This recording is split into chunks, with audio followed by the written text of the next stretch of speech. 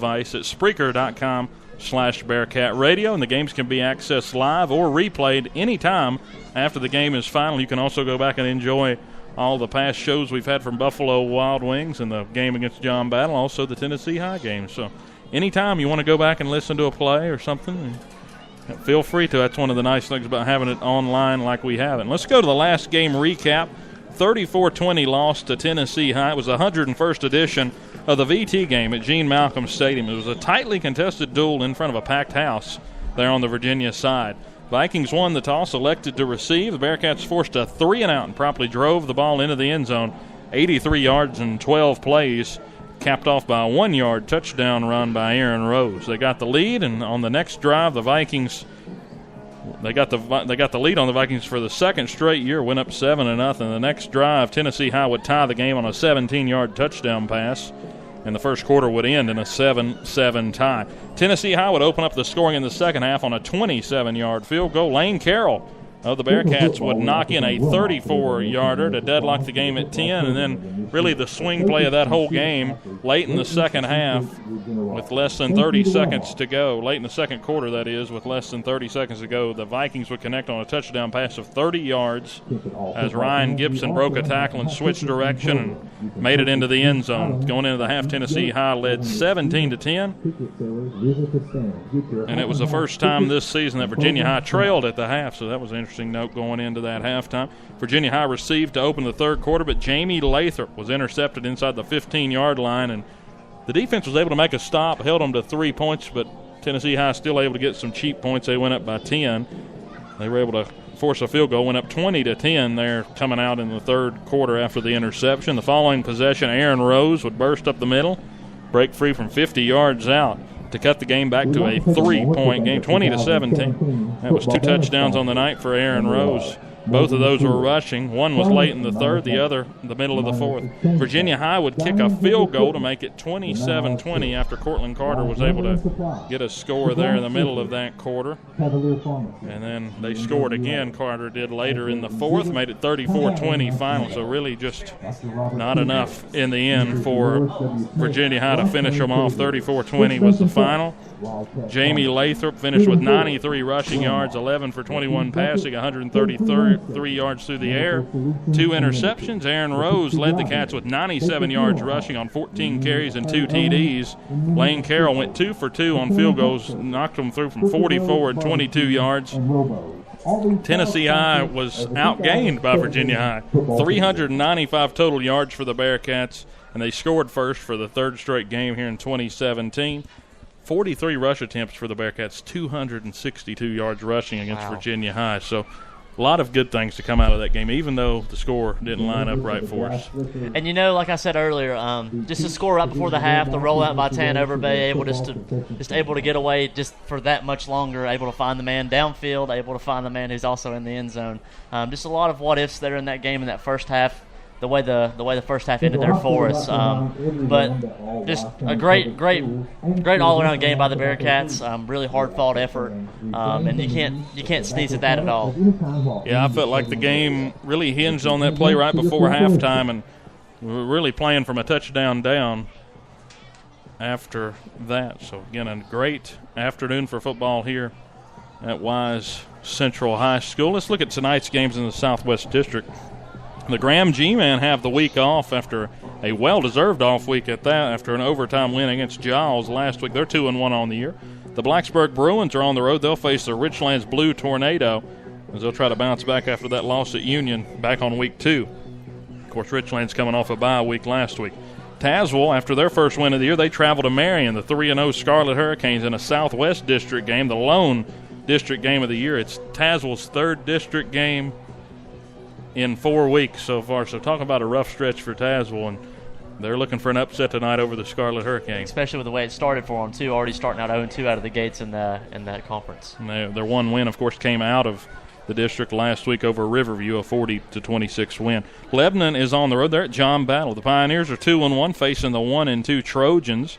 John Battle last week throttled Holston High School. They'll travel to Battle Hill, though the Pioneers will tonight.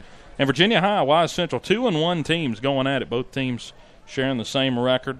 This is the first meeting in school history. These two teams have played before. They've scrimmaged before, but this is the first time they've played in a regular season matchup. 61 miles from Virginia High as we go into our opponent scouting report. They went 3-7 last year, 1-4 in their district. They're in the Mountain District, also a 2A school. You come up 81. It's about an hour and 10 minutes away. Hit Highway 58, getting off at Abingdon. You can get here pretty quick, about an hour from Abingdon. It was formed in 2011, a consolidation school of J.J. Kelly and Pound. As the band's starting to pull out some of their equipment out on the field, Virginia High Bearcat band. The spread offense for Wise Central. It loves to put wide receivers in motion, and primarily they love to run the ball with Dalton Mullins and Jarrett Jesse there in the backfield for them, and they really have a lot there, and they do a lot of QB stretch plays, like to run that quarterback out to the side and try to get to the corner and try to beat some people. Pretty similar to what they tried to do last week, Tennessee High did with Cortland Carter, and they did a decent job at it, getting to the edge with him. Yeah, and that was the problem last week, is it just seemed like our outside linebacker position was a little weak coming to the ball on his pursuits. The corner position was also a little slow there, but I'm sure Coach Chris preached it hard this week to be able to protect the run-pass options on the outside. And I'm also looking forward to the defensive ends being able to crash down and make some big plays tonight. Yeah, I think it's going to be a great matchup between both quarterbacks. Dalton Mullins on the year through just 3 games, get this, 726 total yards. So he's basically the offense for this Wise Central team, and he'll be the one we keep an eye on. And on the flip side, Jamie Lathrop, 606 total yards through 3 games. So both quarterbacks are really the key cogs in this team, and both teams have great running backs. Really, we have 3 really good running backs. They have 1 and a couple of good fill-in guys. So we're going to have a good game tonight, I think. Well, I'm very excited. I think Aaron Rose comes out of the gates again tonight, also providing that spark that he had last week for us. This is a Wise Central team that started off 2-0. They beat Eastside 48-28 week 1. Week 2, they went to Grundy, 21-14 win there. And then last week they hosted Ridgeview in a big game and lost 35-12. Really a surprising loss. Coach Owens, after the game, their head coach, said they played with no emotion. They just got whipped up front, according to him, and said they couldn't get off the field on defense, couldn't get them off the field, and couldn't muster a lot of first downs on offense, and that's a recipe for disaster, is what his quote was after the game. Coach Owens is in his 3rd season. He's 17-19. He was a former offensive lineman at Virginia Tech, and even further, he was a classmate of Coach Chris at Virginia Tech, our head coach. So definitely so these guys know each other pretty well. I saw him talking at the 50-yard line earlier, and it just seemed more of a pleasant conversation than usual coaches chat. So we'll see how it goes tonight. Definitely a big night here in Norton on a beautiful Friday night for us. This is a defensive line for Wise Central. They play 4 down linemen, but really just 2 true down linemen. They put 2 linebackers up on each side of the 2 linemen and sort of stand them up so they can rush or drop back. They bring pressure from all sides. So this offensive line is going to have their hands full tonight. We'll see how they fare. I like our odds. I think Daniel Venture, we talked to them and Coach Belcher during the show last week, and we actually got a part of that interview we're going to play in just a minute. But very excited to see this blocking scheme. They're going to have to move to sort of a zone scheme, but pretty much almost the same as anytime you play a team like a 3-man front. And, we talked to Coach Belcher earlier in the week, and, his quote was, "We can be as good as we want to be." And that's big to him, especially with the way that Wise Central's line wasn't able to hold up last week. And this is a lot more strong, physical, fast line coming out in this week with the Bearcats. It's going to be a fun afternoon, and I'd like to thank our sponsor, State Line Motors on Euclid Avenue. They sponsor the kickoff and red zone during the game for the Bearcats. So thank those guys on Euclid. Make sure you go visit them. State Line Motors. And with that, we're going to take you over to last week's show on Wednesday night. We talked to the offensive line coach Belcher. We'll go over to that and let you listen to a little bit of our interview with him before the game gets going. We'll be back for the rest of the Bearcat kickoff show from Wise Central after this. My question is, this group hasn't been penalized very much. Me and Dylan were going back and watching some film, all that. What factors attribute to the discipline of this offensive line? It's a testament to the kids. They work incredibly hard. They're a very tight group. They're in the weight room together. They're all when we stretch, when we do things, they're always together. We watch film as a group. There's just some there's to not be cliche, there's a brotherhood, and these guys really embrace that. And I think that goes a long way to, in the 4 quarters, they're very disciplined. they have one goal in mind, and that's to be successful for our team. And it's a testament to them and their discipline, and I think their hard work. Yeah, with them, it just seems like they hold each other to a high level of accountability for each other there. Yeah, that's exactly right. They challenge each other in practice. I mean, we put the best against the best. We put our ones against our ones, and we challenge them each day, and they rise to that challenge. And for an hour and 45 minutes during practice, they get after each other. But then after practice, they're as tight as they can be, and it's fun to watch. So going back to last week and even the week before, this Virginia High offensive line's been challenged. You've played some really good defensive fronts. I'd venture to say probably some of the top ones you'll face in John Battle. They had some size. Then, of course, Tennessee High, they have a good defensive front as well. And I would say we played better than expected in both those games. How are they able to contribute each week and be a real strength to this offense? You say we played better than expected. That is our expectation every week. Going into Union, we knew Union was going to be big in the benefit game. And I challenged them. How good can we be? And that challenge is there every week. We had some success against Tennessee High running the football, and we came back in Monday, and we talked about those things, that we may have did wrong or areas of improvement. So we're always challenging each other. The guys are quick to let each other know when they miss an assignment, and I feel like with Daniel Vencer and Elijah Helton and those guys that have been playing for several years, I really feel like I've got two coaches on the field in those guys. They're there to let kids know, and I go up top and help Coach Ambergy from the booth, and I really rely on those guys on the field to make adjustments. Not necessarily on their own, but among each other, and talk each play out, and kind of get those things corrected on the field. Yeah, this is an offensive line that loves to block, especially it seems like on the run plays. 262 yards rushing last week for the Bearcats.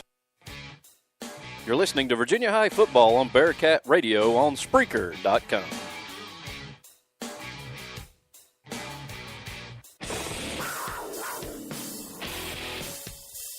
You're listening to Virginia High Bearcat Football on Spreaker Radio.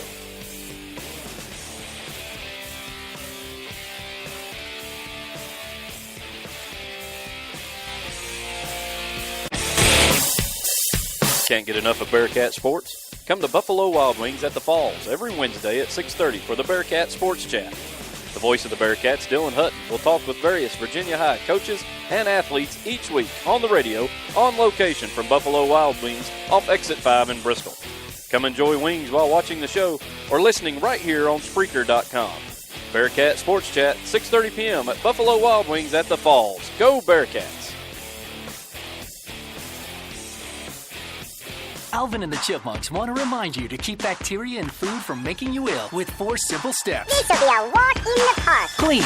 Wash hands and surfaces often. I'm waiting for the rinse cycle. Separate. Keep raw meats away from ready-to-eat foods. Yep. Cook. Make sure meat, poultry, and seafood is cooked to the right temperature. Fire in the hole! And chill. Refrigerate food promptly. Bingo! Check your steps at foodsafety.gov. Brought to you by the USDA, HHS, and the Ad Council. The road trip to food safety starts at foodsafety.gov. You're listening to the best high school football in the Tri-Cities on the Bearcat Sports Radio Network.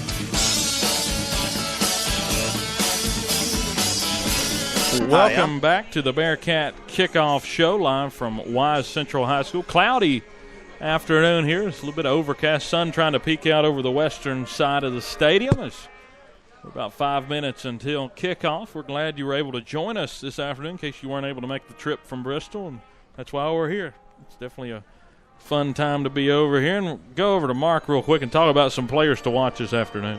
So, of course, our players to watch tonight, I'm gonna go ahead and say Aaron Rose again. He plays that linebacker spot for us, and he also runs the ball. He's just a big support to our offense when he comes in to make a big play for us. In the linebacker position, he just seems to be a captain there.